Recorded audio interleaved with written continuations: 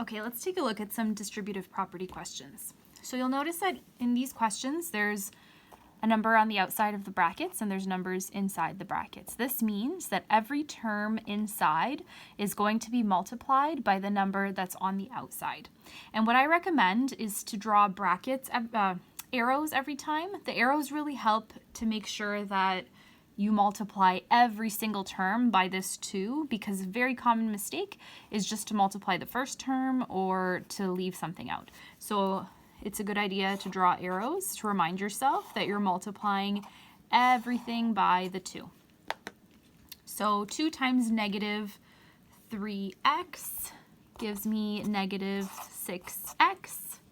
2 times x squared gives me 2x squared. And 2 times negative 4, 2 times negative 4 is negative 8.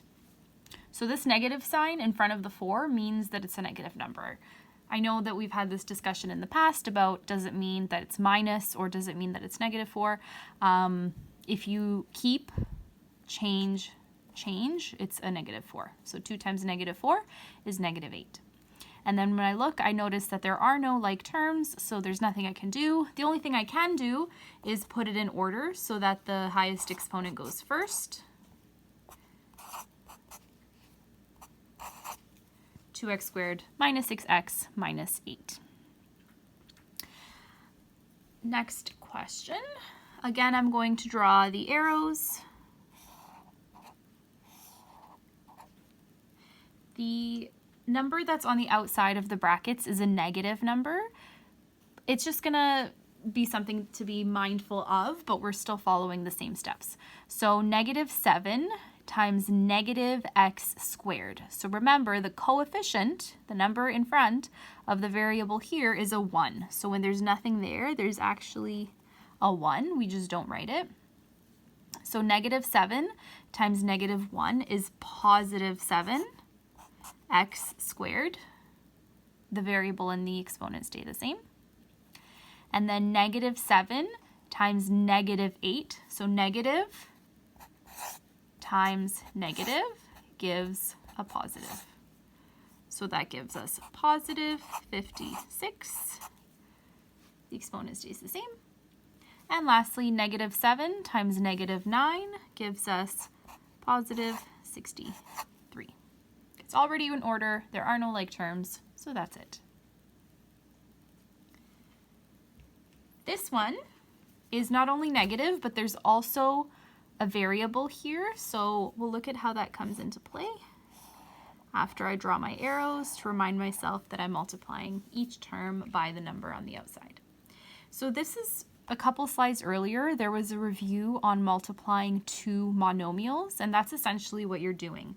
You're looking at the coefficients, multiplying them, and then you're looking at the variables and multiplying them.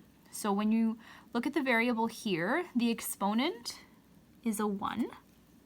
And remember, when you're multiplying 2 powers, we add the exponent. So breaking that down, negative 3 times negative 2, again this rule over here, gives us positive 6. And then x to the power of 1 times x to the power of 2, we add the exponent, so 1 plus 2 is 3, which gives us x to the power of 3. We do the same thing for the next one. So negative 3 times positive 8 gives us negative 24, because negative times positive gives us negative. And then here, this x doesn't have an exponent either, so that's a 1. So they have the same base, so we add the exponent, x to the power of 2. And finally, this one doesn't have a variable, so we're just going to add the whole, multiply the whole number. So negative 3 times negative 9 gives us positive 27x.